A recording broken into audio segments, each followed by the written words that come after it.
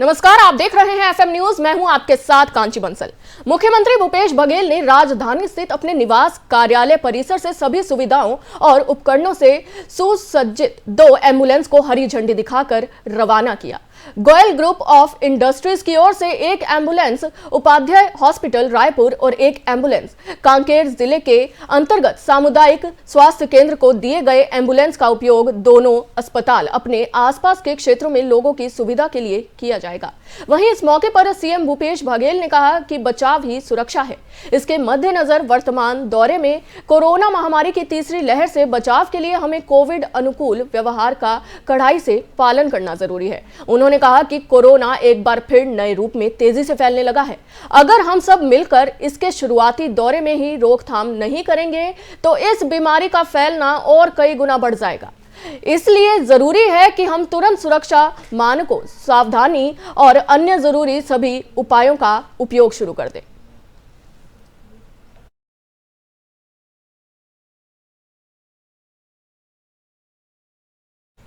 समाज सुधारक सावित्रीबाई फूले की जयंती के मौके पर मुख्यमंत्री भूपेश बघेल राजनांदगांव जिले के दौरे पर पहुंचे, जहां उन्होंने जिले को कई विकास कार्यों की सौगात दी। सीएम बघेल ने राजनांदगांव के छुआई खदान और गंडई क्षेत्र को 58 करोड़ 79 लाख रुपए के विकास कार्यों की सौगात दी है। सीएम भूपेश बघेल ने सामुदायिक स्वास्थ्य केंद्र छुई खदान के भगवान निर्माण कार्य का भूमि पूजन किया और कहा कि यहां स्त्री और बाल रोग विशेषज्ञ की शीघ्र नियुक्ति और कई प्रकार के टेस्ट के लिए हमर lab blood bank sonography machine भी स्थापित की जाएगी। सीएम भूपेश बघेल ने कार्यक्रम में गंडई में हाईटेक सब्जी मंडी, उद्यानिकी, हाईटेक नर्सरी, मरार समाज के लिए सावित्रीबाई फूले के नाम पर 1 एकड़ भूमि, सामाजिक भवन निर्माण के लिए 50 लाख रुपए स्वीकृत किए हैं जाने की घोषणा भी की है।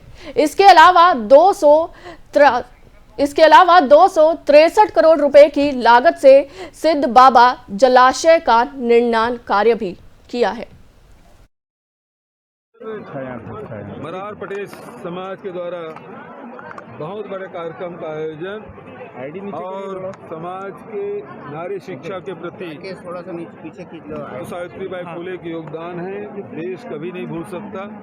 और सावित्रीबाई फूले के तस्वीर सभी प्राइमरी और मिडिल स्कूल में लगाया जाएगा, इसकी मैं घोषणा मैंने की। पटेल समाज की और विभिन्न मांगे थी, भवन बनाने के, जमीन के, उसकी भी।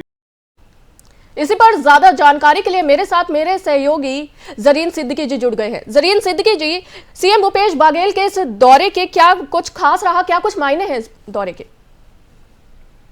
जी, मैं आपको बताना चाहूंगा कि इस मुख्यमंत्री ने छुई खदान और गुंडई क्षेत्र के लिए 59 करोड़ रुपए दिए हैं। 263 करोड़ की लागत से जलाशय का निर्माण होगा, जिससे आसपास के जो इलाके हैं उनको निश्चित तौर पे लाभ पहुंचेगा।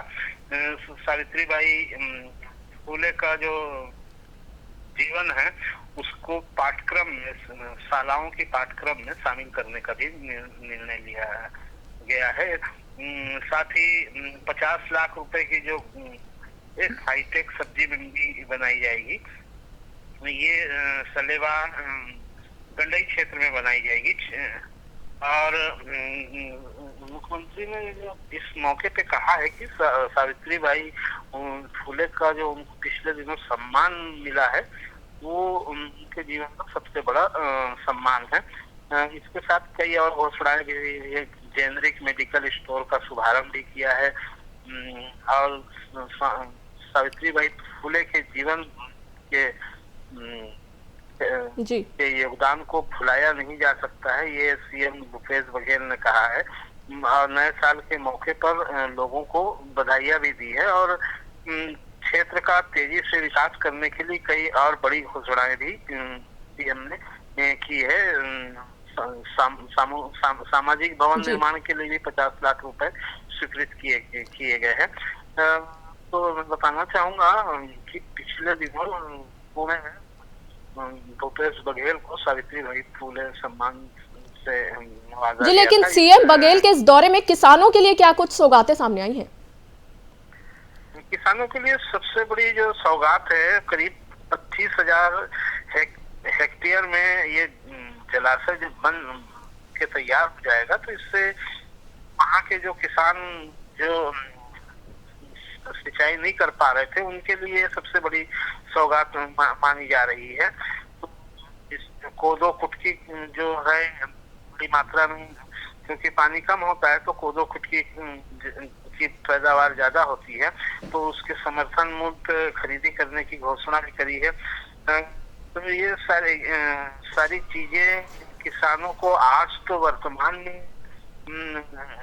दिखाई नहीं दे रहा है, लेकिन आने वाले दिनों में जब जलाशय पूरी तरह से तैयार हो जाएगा तो आसपास के 25,000 हेक्टेयर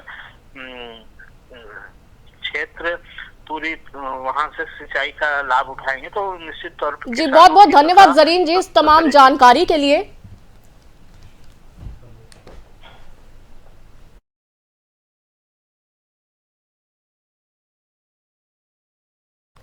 छत्तीसगढ़ में कोरोना वायरस के संक्रमण के बढ़ते मामलों के बाद शासन प्रशासन अलर्ट मोड पर आ गया है।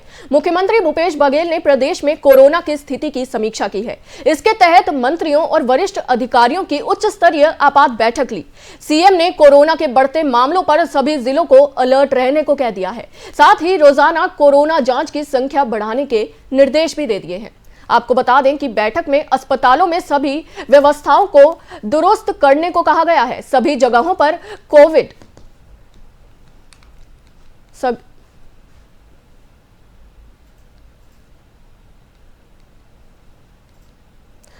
सभी जगहों पर कोविड अनुकूल व्यवहार को कड़ाई से पालन करने के निर्देश दिए गए हैं। सीएम भूपेश बघेल ने संकेत दिए कि केस बढ़ने पर लॉकडाउन के भी आसार हैं, लेकिन लॉकडाउन अंतिम विकल्प होगा।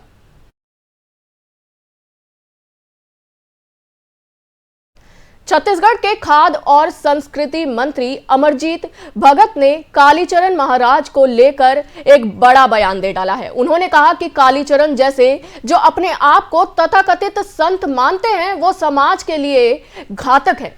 समाज में आपसी भाईचारा, प्रेम, सौहार्द छत्तीसगढ़ को शांति का टापू मानते हैं। वहां पर इस प्रकार से बोलना सही नहीं है। किसी भी जाति, धर्म या किसी भी नेता के प्रति आपत्तिजनक टिप्पणी करना पूरे भारत में स्वाधीनता आंदोलन जिन्होंने देश को आजादी दिलाई उनके बारे में आपत्तिजनक बात करना ये सोची समझी रणनीति है और ये छत्तीसगढ़ को अस्थिर करना चाहते हैं।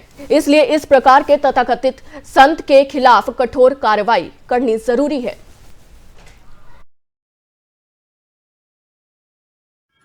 जो अपने आप को तथाकथित संत मानते हैं वो समाज के लिए घातक है। समाज में आपसी भाईचारा, प्रेम, सौहार्द छत्तीसगढ़ शांति का टापू मानते हैं। वहाँ पर इस प्रकार का विश्व किसी भी जाति, धर्म या किसी भी नेता के प्रति आपत्तिजनक टिप्पणी करना पूरे भारत में स्वाधीनता आंदोलन जिन्होंने चलाया, जिन्होंने स्वतंत्रता दिलाई, उनके बारे में आपत्तिजनक बात करना ये सोची समझी रणनीति है। छत्तीसगढ़ को अस्थिर करना चाहते हैं। इसलिए इस प्रकार के तथाकथित संत के खिलाफ इतना कठोर कार्रवाई करना चाहिए ताकि जो अपने आप को तथाकथित संत मानते हैं वो समाज के लिए घातक है। समाज में आपसी भाईचारा, प्रेम, सौहार्द छत्तीसगढ़ शांति का टापू मानते हैं। वहाँ पर इस प्रकार का विश्व किसी भी जाति, धर्म या किसी भी नेता के प्रति आपत्तिजनक टिप्पणी करना पूरे भारत में स्वाधीनता आंदोलन जिन्होंने चलाया, जिन्होंने स्वतंत्रता दिलाई, उनके बारे में आपत्तिजनक। छत्तीसगढ़ विधानसभा के अध्यक्ष डॉक्टर चरणदास महंत ने साल 2022 के कैलेंडर का विमोचन किया। इस मौके पर नेता प्रतिपक्ष धर्मलाल कौशिक, उपाध्यक्ष मनोज मंडावी, संसदीय सचिव विकास उपाध्याय भी मौजूद थे। इस अवसर पर डॉक्टर चरणदास महंत ने कहा कि छत्तीसगढ़ के विधानसभा कई मामलों में देश के अन्य दूसरे विधानसभा के लिए एक मिसाल है। साथ ही उन्होंने प्रतिवेदन को लेकर नेता प्रतिपक्ष के साथ एक राय बनाने की भी बात कही।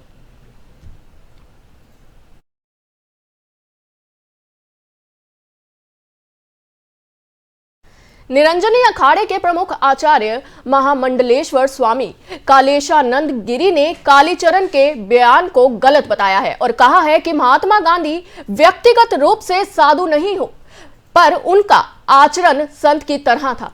उनका कहना है कि उनके लिए अभद्र टिप्पणी ठीक नहीं है। गांधी जी पूजनीय है। गांधी जी पर टिप्पणी की करता जितनी निंदा की जाए कम है। हालांकि स्वामी कैलाशनंद गिरी ने इस दौरान बीजेपी और सीएम योगी की तारीफ भी की। उन्होंने कहा कि योगी जी अच्छा काम कर रहे हैं। योगी के कामों की तारीफ की गई है। योगी जी जिस नाम संप्रदाय से जुड़े हैं उसमें राजनीति में जाने की परंपरा रही है। कई प्रमुख राजनीति में हो रहे हैं, लेकिन अच्छी बात यह है कि योगी जी की सत्ता में बैठकर भी जिव्या या लंगोट पर नियंत्रण रखा हुआ है। 17 साल तक देश की सेवा करने के बाद भारतीय सेना का जवान जब रिटायर होकर घर लौटा तो खुशी से लोगों की आंखें नम हो गई। ये जवान बलरामपुर जिले के शंकरगढ़ ब्लॉक के परेवा का रहने वाला है। जब जवान घर लौटा तो रास्ते में स्थानीय लोगों ने उसका जोरदार स्वागत किया। रिटायर जवान का नाम मंगलेश्वर यादव है और उन्होंने पिछले 17 साल तक भारतीय सेना में देश की सेवा की है। आज जब सेना से रिटायर होकर मंगलेश्वर यादव घर वापस लौट रहे थे तो रायपुर में उनका जोरदार स्वागत किया गया है। मैंने 17 साल 21 महीने देश की सेवा में लगाया और 8 महीने का मुझे विदेश में सेवा देने का मौका मिला, जो शांति सेना की तरफ से देश ने भेजा था मुझे बाहर। और मैं जैसे सेना में गया था बिल्कुल फिट फॉर 17 साल से सेवा देने के बाद भी बिल्कुल सही सलामत फिट पर वापस आ रहा हूँ। मुझे बहुत गर्व महसूस हो रहा है। छत्तीसगढ़ के नक्सल प्रभावित क्षेत्र सुकमा जिले में तैनात सीआरपीएफ के कोबरा यूनिट के 38 जवान कोरोना संक्रमित मिले हैं। सभी का कैंप में ही इलाज चल रहा है। सभी जवान कोबरा यूनिट के 202 बटालियन से जुड़े हैं। रविवार को देश के अन्य हिस्सों से जवान सुकमा पहुंचे थे। आपको बता दें कि तेमिलवाड़ा कैंप में तैनात 75 जवानों का रैपिड एंटीजन टेस्ट किया गया है, जिसमें 38 का परिणाम पॉजिटिव आया है। बाकी जवानों के नमूने को जांच के लिए जगतपुर में भेजा गया है।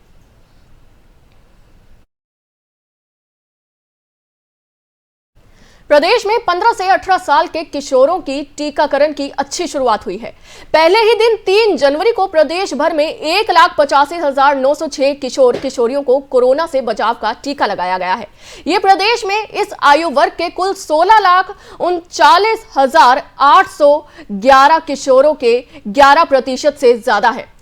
मुंगेली और धमतरी जिले में पहले ही दिन कुल लक्ष्य के 39%, कोंडागांव में 37%, कांकेर में 20%, गरियाबंद और दुर्ग में 19%, बालोद में 18%, राजनांदगांव में 15%, बादोला बाजार, भाटापारा और महासमुदाय में 14% और कोरिया में 12% किशोर किशोरियों को टीका लगाया गया है। आपको बता दें कि टीकाकरण की शुरुआत के पहले दिन किशोरों में खासा उत्साह देखने को मिला है। वे अपने अभिभावकों के साथ बड़ी संख्या में टीकाकरण केंद्र पहुंचे और सहर्ष कोरोना से बचाव का टीका लगवाया। प्रदेश में 15 से 18 वर्ष आयु वर्ग के टीकाकरण के लिए 2452 टीकाकरण साइट्स बनाए गए हैं। कोरोना संक्रमण से बचाव के लिए 3 जनवरी को मुंगेली जिले में 18,938, धमतरी में 18,637, कोंडागांव में 13,434, कांकोर में 9,199, गरियाबंद में 6,904, दुर्ग में 19,519, बादोग में 8,858 और कबीर धाम में 4,524 किशोरों को टीका लगाया गया है।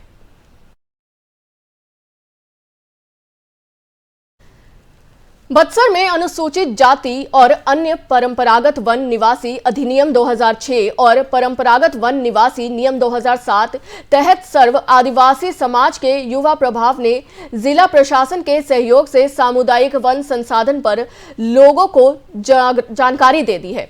आपको बता दें कि युवा प्रभाव अध्यक्ष संतु मौर्य ने बताया कि वन अधिकार अधिनियम के तहत 4 अधिकार हासिल हुए हैं, जिनमें व्यक्तिगत वन अधिकार, सामुदायिक वन अधिकार, सामुदायिक भवन संसाधन पर अधिकार और विकास के लिए अधिकार है, जिसमें छत्तीसगढ़ वन जिसमें छत्तीसगढ़ वन अधिकार में 4 समितियां होती हैं, जिनमें से वन अधिकार समिति, उपखंड स्तरीय समिति, जिला स्तर समिति और राज्य स्तर निगरानी समिति गठित समिति है। शुरुआत करने के लिए सबसे पहले गांव सभा की बैठक होना जरूरी है। ग्राम पंचायत की ओर से प्रत्येक पारा स्तर पर गठित ग्राम सभा की प्रथम बैठक आहूत कर सकते हैं। ग्राम सभा की आपूर्ति आधे से अधिक होनी चाहिए। 1/3 महिलाएं भी अनिवार्य हैं। वन अधिकार की मान्यता अधिनियम के तहत उपलब्ध अधिकारियों को बारे में विस्तृत चर्चा करना है।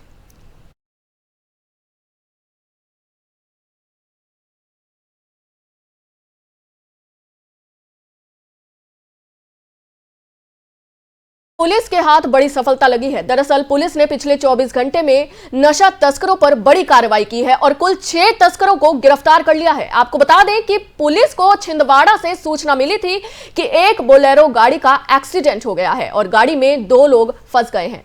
मौके पर पहुंचकर पुलिस ने गाड़ी से दोनों लोगों को बाहर निकाला, जिनकी तलाशी लेने पर दोनों के नशा तस्कर होने का पता चला है और पुलिस ने आरोपियों के पास से 144 किलोग्राम गांजा भी बरामद किया है। वहीं दूसरा मामला सुकमा से सामने आया है, जहां पर कुछ लोग सुकमा से जगतपुरा गाड़ी से जा रहे थे, जिसकी सूचना मिलते ही पुलिस ने आरोपियों को चेक पोस्ट पर ही धर दबोच लिया।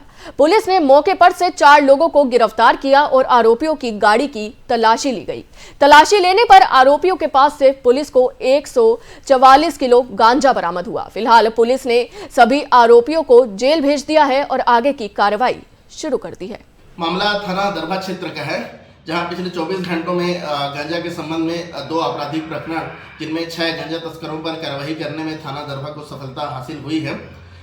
सूचना प्राप्त हुई थी कि ग्राम छिंदावाड़ा में एक पिकअप पलट गई है और इसमें 2 व्यक्ति फंसे हुए हैं और सूचना पर सब इंस्पेक्टर शिशुपाल सिन्हा के नेतृत्व में राहत कार्य हेतु टीम रवाना किया गया था, जहां ग्राम छिंदावाड़ा में एक बोलेरो से जो है 2 व्यक्तियों को निकाला गया और उक्त बोलेरो वाहन में जो है गांजा होना पाया गया। वाहन की तलाशी लेने पर जो है उक्त वाहन में जो है 144 किलोग्राम अवैध गांजा बरामद किया गया। मामला थाना दरबा क्षेत्र का है। छत्तीसगढ़ बुलेटिन में अभी के लिए बस इतना ही। देखते रहिए FM न्यूज़। जय हिंद।